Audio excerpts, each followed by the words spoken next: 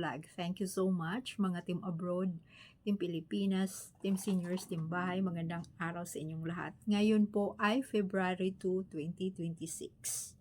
Bilis, di po ba? So, ayan. Ang ating pag-usapan si Alden. Si Alden muna mga palangga. Mayroon siyang event ngayon na gaganapin sa Davao. So, Ironman. Yung dadala siya doon ng bike. Alam nyo, sabi nga ni Alden, may bago siyang babies. Yun na nga, bisikleta. Diba? At may nagtatanong pa nga noon sa vlog ko na, sino ba yung tinutukoy kong babies, bagong babies? Ang akala siguro nila, buntis si Mingay. Hay nako, yung bisikleta niya, dinala pa niya sa ibang bansa. Ngayon pagbalik, may damage yung bisikleta na yun. Sa Cathay Pacific ata yun. Isinakay niya. Kasama nga niya ang babies niya, ang baby niya. Kaya wag na kayong magtataka, may magtatanong na naman, sino bang baby? Sinong baby?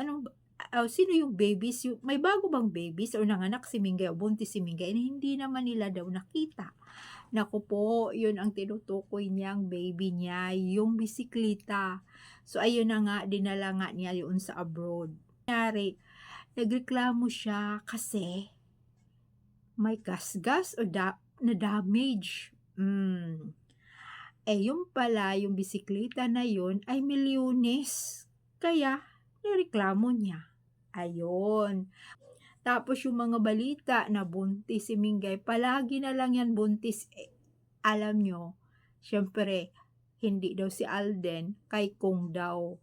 Wag na po kayong maniwala na may Kong sa buhay niya. AI lang yun, ikinasal lang yun, palusot lang yun ng EB. Alam nyo, ang EB na yan, ay daming mga kababalaghan sa loob dyan. So, siyempre, yan na nga, ang dami na nga lumalabas. So, ginawaan din nila si Mingay ng story na, kunyari, ikinasal sa iba. Pero, showbiz lang yun. Showbiz lang yun. Sinong gumagawa noon? Siyempre, ang Itbulaga.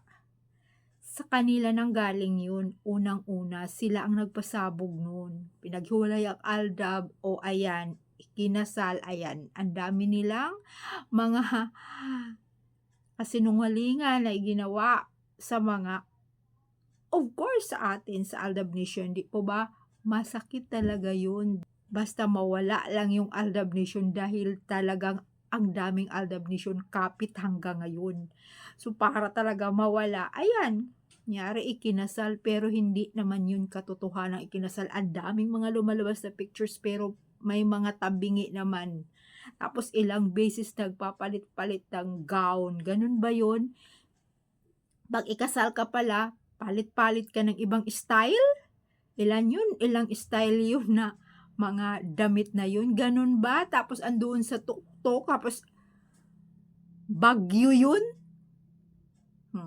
Bagyo yung panahon na yun, sisiliparan na, wala.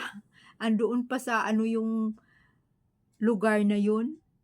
Kaya, ay nako, aguluhan lang yun. Tapos, ang nakakatawa, kita pa yun sa Channel 5, nako, nagtatawanan sila. Seryoso nga yun, kasal, tapos bakit sila tumatawa? Lalo na yung nag-news doon.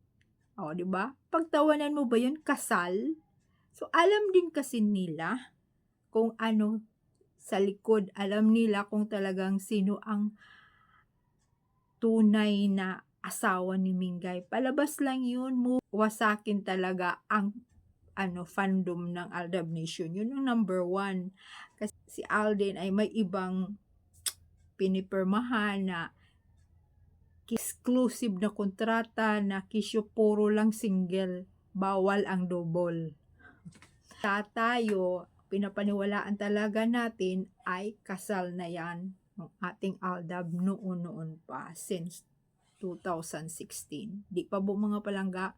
So ayan na nga ang mga tanong. Bakit pumayag si number 1 kasi ang mga question talaga yung ibang mga Aldab Nation na siyempre, humihiwalay na sila. Dahil mas naniniwala sila yung mga pinalabas sa TV na hindi kasal. So, bakit daw pumayag si Alden na gano'ng sitwasyon na siya naman, 'di ba? Bakit pumapayag siya? Alam niyo, iba-iba tayong mga POV. POV ko lang naman ay showbiz lang 'yun.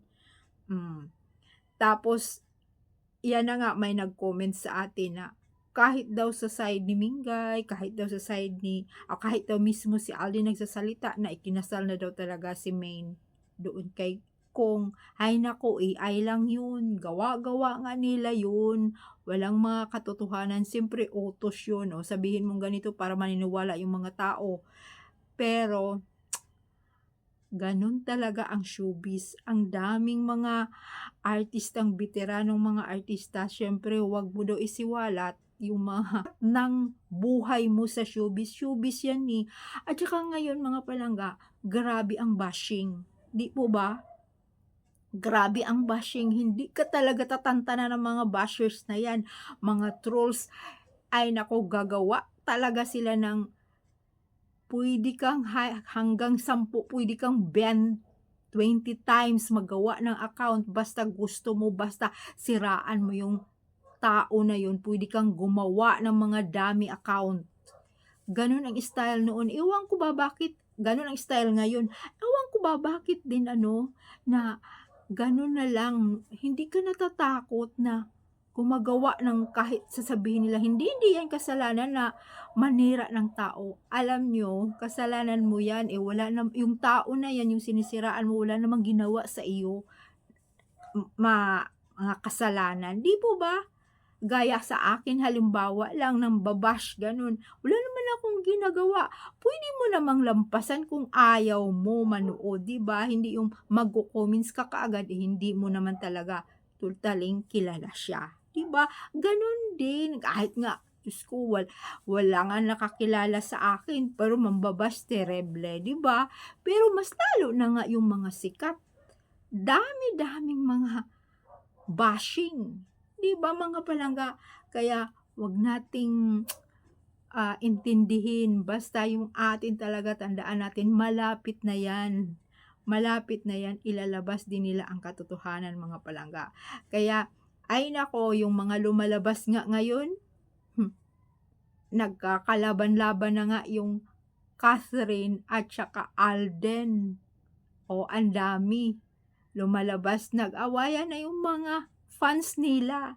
Kaya thank you so much, nandito pa rin tayo, masyado tayong matibay, lalong-lalo na yung mga katotohanang mga Aldab Nation, nandito pa rin tayo laban. Soon na yan, ilalabas din nila ang katotohanan. Thank you so much mga palangga, bye!